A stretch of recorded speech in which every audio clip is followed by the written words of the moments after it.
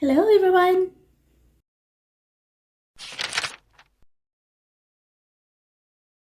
So as you can see, this video is about libraries. And this idea came about when I was talking to my coworker who is a newcomer to Canada, and she's only been here for about a year and a half or so. She has never been to the library, I guess. And I was talking to her about books and the different things that the library has. So I decided that I need to make this video because I'm presuming that there are a lot of other people like her who have no idea what the library actually gives besides just letting you borrow books. Because there's so much other things that come with the libraries, not just books. So here I am talking about the library. This video is mostly about my experiences, and my experiences is in Canada. So if you are in a different country, it might be a bit different for you, and it also might be different for each region, province, or whatever that you are in Canada, because each library is a different place for each community. As I'm going to explain, this is a bit more towards each region. So without me going off on a tangent, let's get on with it now, okay? So the first point I want to make is that you don't just get to borrow books from the library. There are multiple other things that you can borrow from the library. So I'm going to go into a big list right now. The libraries have multiple different things that you can borrow, as I said. There is, like, obviously the physical book, and then you go into borrowing the ebooks and magazines, like that. Like magazines, books, newspapers, and things like that are obviously available for everybody, as everybody knows. You can also borrow movies, like DVDs and those kind of things. And you can borrow CDs for music or whatever that comes with it, like language learning things. And you know how audiobooks used to be on DVDs or cassettes? You can also borrow those. And then you can borrow vinyl at some places, like you know how there's like a big wheel looking thing, maybe I'll put a picture of it. You can borrow that with the actual player and everything, depending on which library you go to. You can also borrow game consoles like Xbox and Twitch and those kind of things with their actual games. And then we have a lot more other things. You can borrow an e-reader like Kindle or whatever, like things that you can read ebooks on. You can also borrow it from the library for free with your library card. Yeah, I was talking about like Libby. Libby also is an app that I talked about. I have a video about it. That is also helpful, that you use with your library card, and you can get books and like ebooks and audiobooks and magazines through there. When you borrow that Kindle, you can borrow the books from the Libby app, or I think that Kindle comes with an app that is free with like Amazon. I'm not sure. I've never actually borrowed a Kindle, but I know they do lend it out. You can borrow a lot of electronics from the library. Whatever they have on hand, they will lend you. Like, let's say your computer goes kaput and you need a computer. So you have to go borrow it for that specific time because at that point you need something to, like, maybe you have to finish up an essay or you need to finish up a project that is due for work tomorrow. So you can go to the library, either use the ones that they have on their computer area, or you can borrow a laptop. They will lend you a laptop. Yeah, you can borrow a laptop. It's cool. And there are so many other things you can borrow. You can borrow instruments. Yes, if you want to learn an instrument, you can borrow it. You don't have to go buy or rent or anything. You can go into the library. There are some libraries who actually carry instruments, and they even have a place for you to practice in. Like, if you want to practice piano and you don't have a piano, but the library has a piano, and they have a music room with that piano, you can go in there and play whatever you want and make as much noise as you want, because they will put, like, those soundproof things so nobody else will be bothered by them, and you can practice there. You can even have meet your teacher there, and he or she can teach you there. It's kind of cool, yeah. I know I'm being a very nerd person right now, but I felt like nobody knows about these things around me, but you gotta tell people.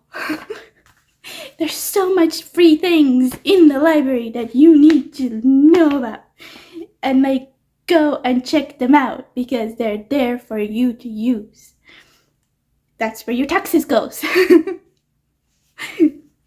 Oh, so as I'm going on, you can borrow tools. Like if you need something that you need to do around the house, for, like, let's say you need a drill, you can go borrow it from the library.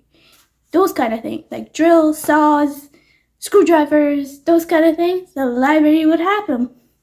You can ask them. Most, like, the big areas, those libraries will have them. There's a library in rural Ontario that will lend you fishing rods. Yes, you want to learn how to fish?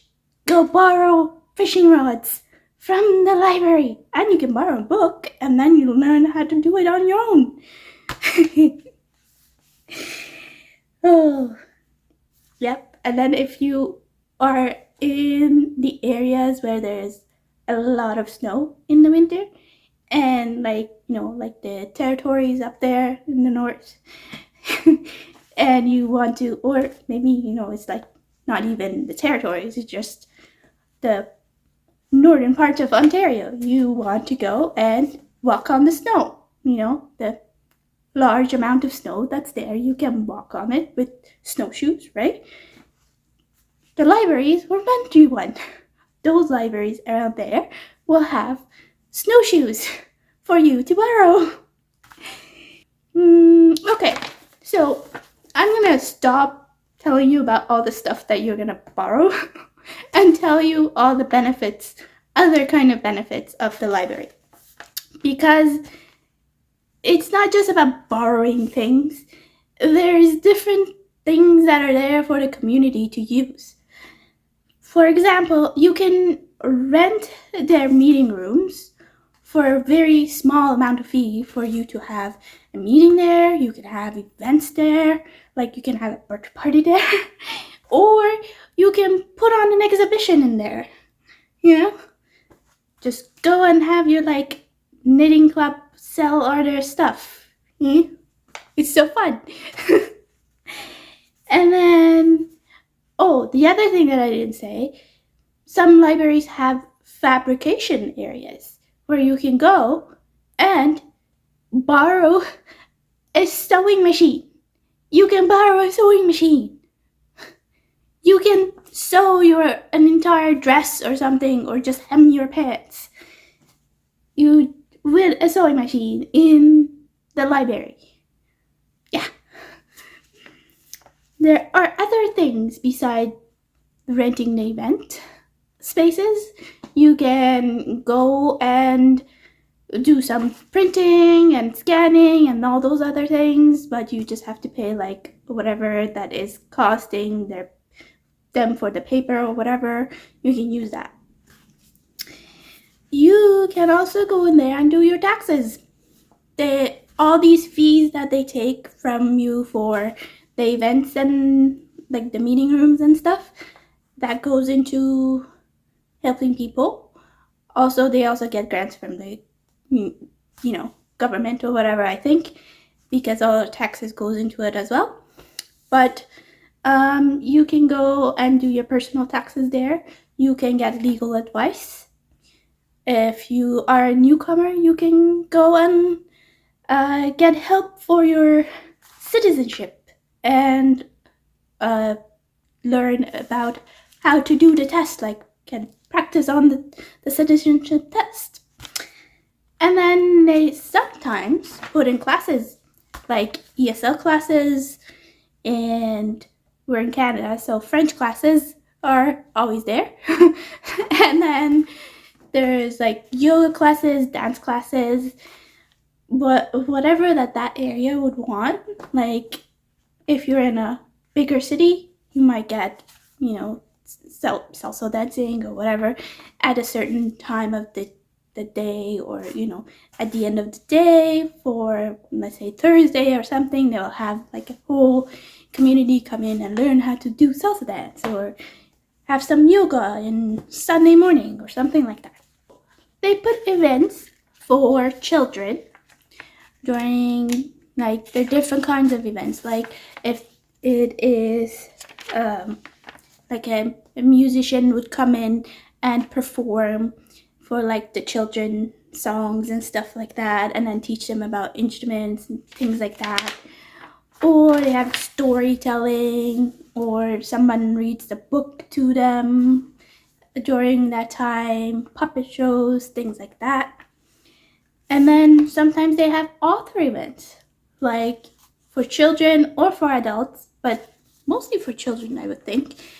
And then they like author events like, Robert Munch coming in and reading his own book, and he's very popular and he's very good at it. He would just be very dramatic saying his own stuff. And they also do like BA Day and March break events and those kind of things, where they would put like art classes and crafts and like a movie day for the kids, those kind of things for the entertainment during those times, because they can't go to school and they're kind of gonna learn something. Sometimes they bring somebody who is like a scientist, teach them about science and physics and those kind of things. And yeah, there's those kind of events that happens. And there's also homework help for the kids after school, and sometimes if they need it during the weekend or whenever they need homework help, the library will provide it for them. And yeah, they also have senior programs, like people who are retired and don't know what to do, they can go and there's events for them. They can either play like board games, whatever that they have, like card games, poker, whatever, chess, or they have like dance classes for them as well. So that's kind of cool. And libraries also have different book clubs and writing clubs, and you can enter writing tests, like if you like write a certain poems or something, and then someone wins a prize or something like that. Yeah, they also do that kind of stuff for both adults and children, like teenagers and those kind of people. And yeah, that's about what I'm gonna say, because I think I'm kind of boring you all about the library. So let me know down below what your library is like. Were you surprised about any of the stuff that I said? And thank you for watching. If you liked it, press the like button. If you want to see more of my content, press the subscribe button. And I will see you in the next one. Thank you. Bye.